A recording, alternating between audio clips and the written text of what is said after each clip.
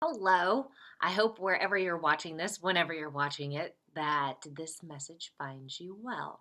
I am wrapping up my little mini series on storytelling, and we've talked about a couple of different things when it comes to story. We talked about finding your purpose, we've talked about discovering the elements of storytelling, and now I'm going to give you a few of the things that you need to avoid when you're telling a story. There's three things that I see people do frequently when they're telling a story that breaks the spell of storytelling. And we don't want to break the spell. We already know that it's the power of engagement when we tell a story, that's what creates connection. So anything that breaks that up, we want to get rid of. So let me give you three things to avoid when you're telling a story. Number one, don't start with, let me tell you a story. That immediately turns your listener off and says, ugh, here we go. They're going to tell me a story.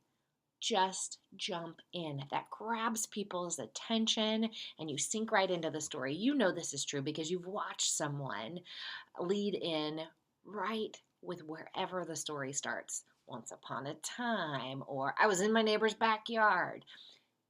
Put the person in the story and let them be there. They're going to know you're telling a story. The second thing that I see people do is give a chronological list of every detail that happened. So I did this, and then I went to the grocery store, and then I picked up my bags. You don't need all of those details, and all your details don't necessarily have to be in chronological order. Pick the most important parts and tell those. You can always back things up later if you need to, but otherwise, don't give a laundry list of here, this, and then this, and then this.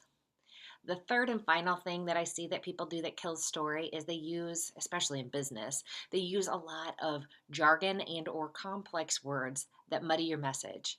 Here's the thing. We like clear, easy, simple things to understand. When you throw in acronyms like SEC or ADT or STOP, you're going to throw off your listener because they're going to be trying to figure out what you just said instead of staying engaged in the story. So make your concepts and your words simple and clear, easy to understand. I hope that you have found this little series on storytelling simple, clear, and easy to understand. I will be addressing new topics next week in my videos, and I will look forward to seeing you then. All my best to you. Bye.